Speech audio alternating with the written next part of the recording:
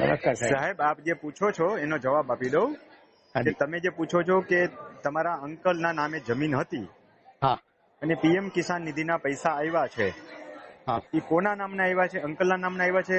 હા અંકલના નામના તો આવ્યા છે. સાંભળો, હવે વિગતવાર માહિતી આપું, બીજા ખેડૂતોને પણ ઉપયોગી થશે, કારણ કે નાની એવી રકમમાં ક્યાંક કાયદાકીય આટીગુટીમાં ફસાઈ જાય આપણે.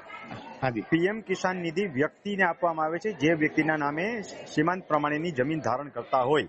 હવે તમારા હાજી. અંકલે તમને વેચી નાખી જમીન, માટે તમારા ના, અંકલે મને ન રાખી નથી. શકે. જેને વેચી એને, હા જેને બી હાજી વેચી એને, તમને વેચી ચાહે થર્ડ પાર્ટીને ગમે એને વેચી, હા તો પીએમ કિસાન નિધિના પૈસા જેને જમીન વેચી છે એ વ્યક્તિને પણ ન મળે અને હવે કાકા પણ ન રાખી શકે.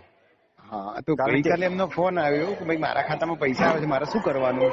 એ પૈસા અત્યારે રાખી લ્યો, હવે પછી લખાવી દો કે ભાઈ હા મેં ખાતું વેચી નાખ્યું છે. હા કારણ કે 2-5 હજારની રકમ લાંબા સમયે ક્યાંક છે ને ખાતું તમારું ફ્રીઝ કરાવશે બેંક હા એકાઉન્ટ. એટલે એમનો ઈરાદો એવો જ છે કે ભાઈ આપડા હાથ તો નથી જાનું, તો હવે શું કરવાનું? તો બેંકમાં જાણ કરી દો. ઉપરાંત તમે છે ને તમારા તલાટી મંત્રીને જાણ કરી દો, લેખિતમાં કરી અરજી હા આપી અને સિક્કો મારીને લેવડાવી પાછી લઈ લેજો. એટલે તમારી જવાબદારી પૂરી થઈ જાય. પછી કદાચ ખાતામાં આવે ને તો તમે ગુનેગાર નથી, પછી હા હા મંત્રીની બસ જવાબદારી બને. એ માહિતી માટે જ મને ફોન કર્યો કે કરીને એમાં આવું થયું છે. લખવાનું હું આટલા નંબરની જમીન, આ સર્વે નંબર, આ ગામ, આ ફલાણા વડાથી જાહેર ધરાવતો હતો. મારા પીએમ સન્માન નિધિના પૈસા મારા ખાતામાં હવે છે, હવેથી જમા ન કરાવવા, એ માટે ઘટતું કરવા વિનંતી, મેં જમીન વેચી નાખી છે. જી જી. હવે એને જો અન્ય જગ્યાએ જમીન હોય તો પાછા હકદાર છે.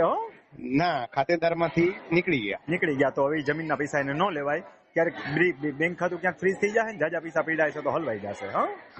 હાજી હાજી. ભલે ભલે, હું ઉપયોગી બીજા ખેડૂતો માટે માહિતી મૂકીશ. અને તમારા જેવા નીતિમત્તા વાળા માણસોને ધન્યવાદ કે એવો સામેથી આવું જાણવા માટે મને ફોન કર્યો. એ પણ આપનું માર્ગદર્શન એકદમ રેડી છે. હાજી હાજી સાહેબ. હા ભલે, જે ભાઈને હોય એને સમજાવી દેજો. હાજી હાજી સાહેબ. અને એ પૈસા જેને વેચ્યા છે એને પણ ન રખાય, કારણ કે આ ભાઈના નામે આવે છે એટલે એને દેવાનો કોઈ મતલબ નથી. હા હા, એ સરકારમાં જ બંધ કરાવી દેવાના રહ્યા. હા, એટલે ગઈકાલે જ આવ્યા છે. હજુ તો આજે મને ફોન કર્યો. કઈ વાંધો નહીં, એક હપ્તો આવી ગયો તો આપણે કઈ ગુનો નથી કર્યો, પણ આપણે લેખિતમાં આપી દો મંત્રી સાહેબને. હાજી હાજી. અને એની ઓછી નકલ લેવાનું ભૂલતા નહીં, નકલ હાંચવી રાખજો. હાજી હાજી. એટલે હજી પૈસા આવશે. સરકારી વિધિ છે ને, એ ઝડપથી કાર્યવાહી ન કરે તો આપણે ગુનેગાર તો ન થઈએ. એટલે પંચાયત થ્રુ કરી દઈએ, પંચાયતમાંથી જ. તલાટી મંત્રીને દેવાનું છે. મામલતદાર કચેરીમાં એમને દઈને અરજી લખીને ઇન્વોલ્વ કરાવીને આવતા રહીએ તો હાલે.